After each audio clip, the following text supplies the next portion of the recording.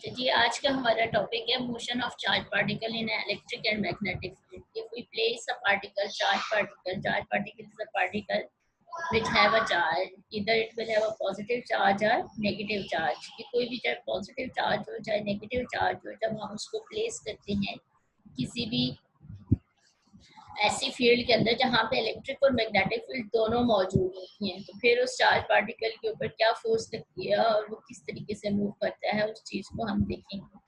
When an electrical charge is placed in an electric field E, it experiences a force F parallel to the field। हमें पता है कि जब हम electric field के अंदर प्लेस करते हैं तो उसके ऊपर इलेक्ट्रोस्टैटिक फोर्स लगती है, और जो इलेक्ट्रोस्टैटिक फोर्स होती है उसकी वैल्यू क्या होती है, F equals to Q E. ये ऑलरेडी हम इलेक्ट्रिक फील्ड वाले चैप्टर में पढ़ चुके हैं कि चार्ज के ऊपर जो electric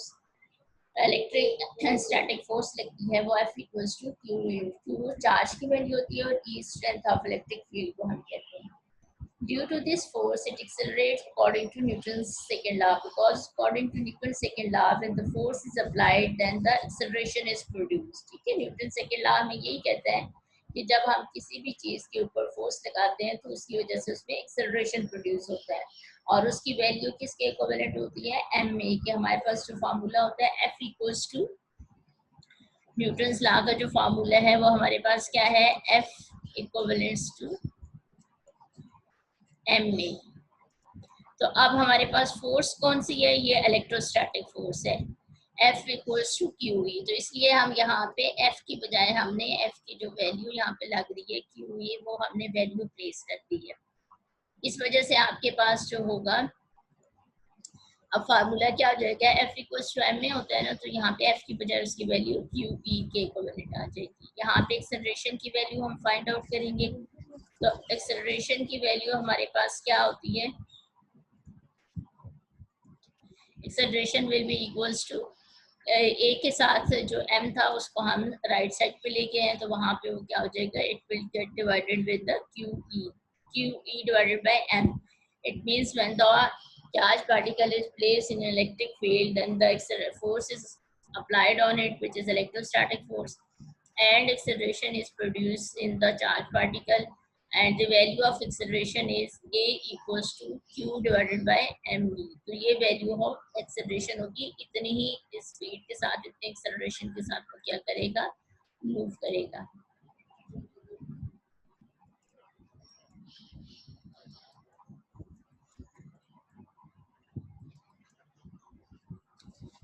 When a charged particle is moving with the velocity v in a region where there is an electric and magnetic field, अब दोनों combine हमारे पास इलेक्ट्रिक और मैग्नेटिक फील्ड, वो तो सिर्फ इलेक्ट्रिक फील्ड की हम बात कर रहे थे। अब इलेक्ट्रिक और मैग्नेटिक फील्ड दोनों होगी तो टोटल फोर्स क्या होगी, electric force plus magnetic force. ठीक है, तो आपके पास जो इलेक्ट्रिक फोर्स होगी वो हमारे पास क्या होगी, इलेक्ट्रिक फोर्स जो है वो आपके पास इक्विवेलेंट टू क्यू ई के इक्विवेलेंट, ये पहली वाली हमारे पास इलेक्ट्रिक फोर्स होगी, और ये हमारे पास मैग्नेटिक फोर्स होगी।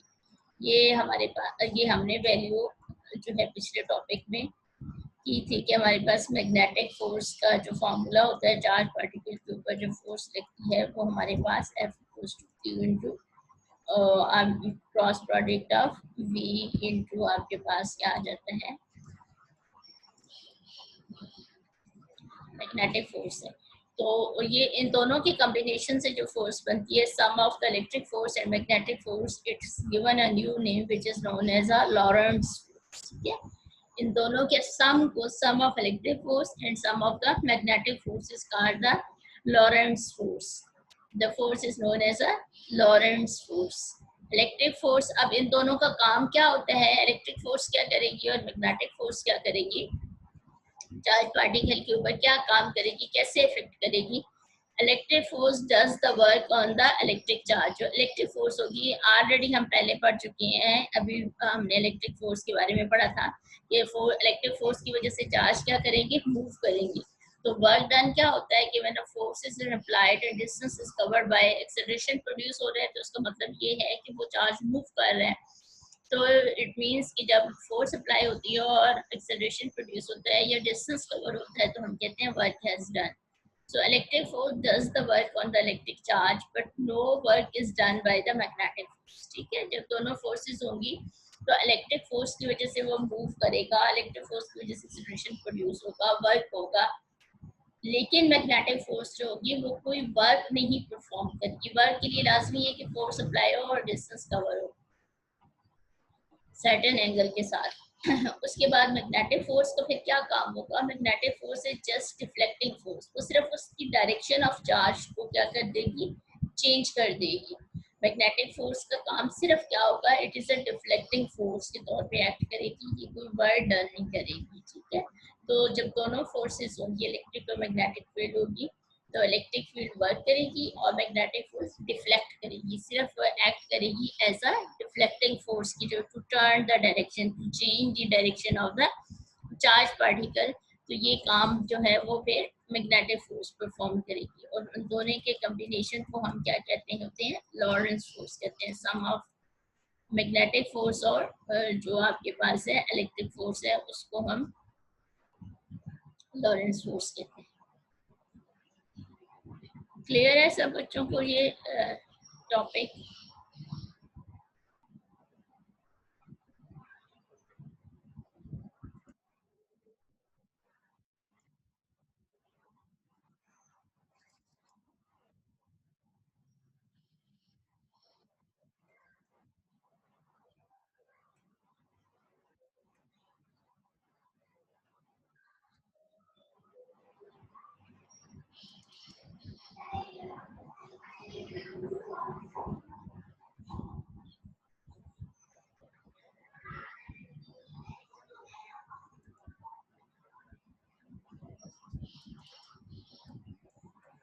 आपकी बुक का पेज है, इसमें भी यही आपको गिवन है कि फोर्स जो इलेक्ट्रिक और मैग्नेटिक फोर्स के है, इलेक्ट्रिक फोर्स क्यू ई के इक्विवेलेंट है और magnetic force Q into P cross B के इक्विवेलेंट है। यहाँ पे शो किया गया है एक चार्ज पार्टिकल है, वो एंटर हो रहा है जिसमें इलेक्ट्रिक फील्ड भी मौजूद है और मैग्नेटिक फील्ड भी। पॉजिटिव चार्ज पार्टिकल है ये डायग्राम के अंदर।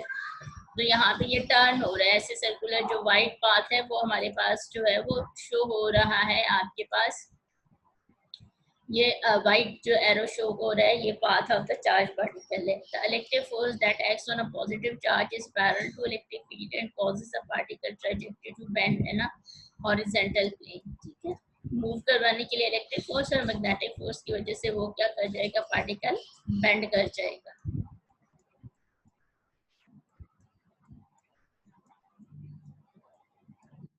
ये इलेक्ट्रिक फील्ड के डायग्राम, इलेक्ट्रिक फील्ड जो कि पॉजिटिव चार्ज है, नेगेटिव चार्ज है, ऑब्जेक्ट पर फोर्स अप्लाई हो रही है और एज अ रिजल्ट वो मूव कर रहा है।